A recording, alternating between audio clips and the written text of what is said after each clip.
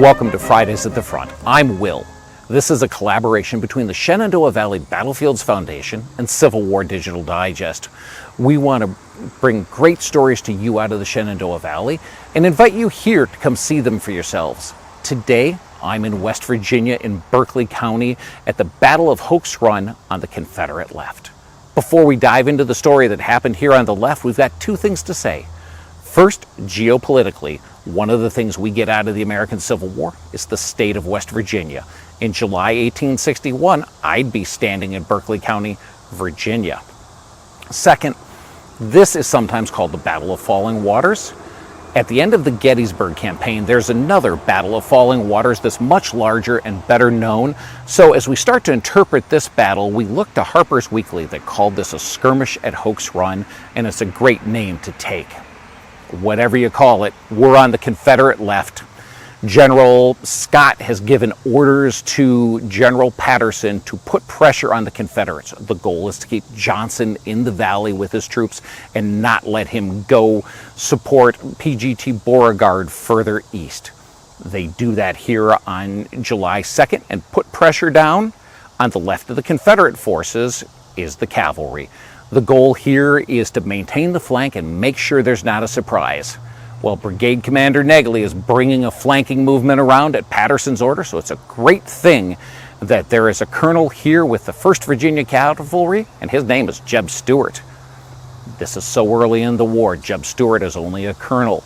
Thomas Jackson doesn't have the name Stonewall. George Thomas doesn't have his nom de guerre, but there's still combat here, and men are figuring it out. This flanking column moves down and it's led by 2 companies of the 15th Pennsylvania Infantry, new soldiers. One of those companies is Company I. As they move forward, they can't figure out quite where to go. So their captain halts them, stacks arms so the men can rest, and takes a small patrol forward. Stuart, as the Confederate Cavalry Forces commander here, sees that happen. He turns to Robert Swain, a man with him, but not yet assigned a job.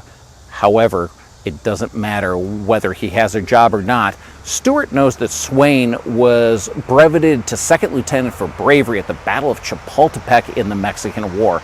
He turns to Swain, gives him a few men, and says, "Go take that patrol." Stuart, in his pre-war blue uniform, then rides out and up to the fence that the rest of the company is resting behind and gives the order, "Clear the fence, the cavalry has to get through." The infantry, not knowing any better and receiving an order from a mounted officer in blue, open the fence up. At which point Stuart draws his revolver and a bunch of his men ride up, and they capture over 40 infantrymen, Lieutenant Hutchinson, and a doctor. Swain is also fortunate to take the patrol down. These men are now prisoners. It gives a warning for the flank attack, but it doesn't change the course of the Battle of Hoke's Run.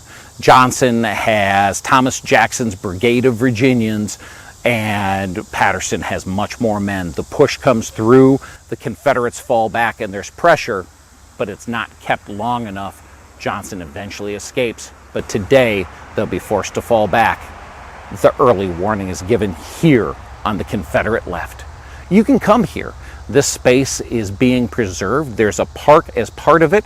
There's walking trails. You can come visit. You can come see where Jeb Stuart was just a colonel, but did his job. We'll see you again soon.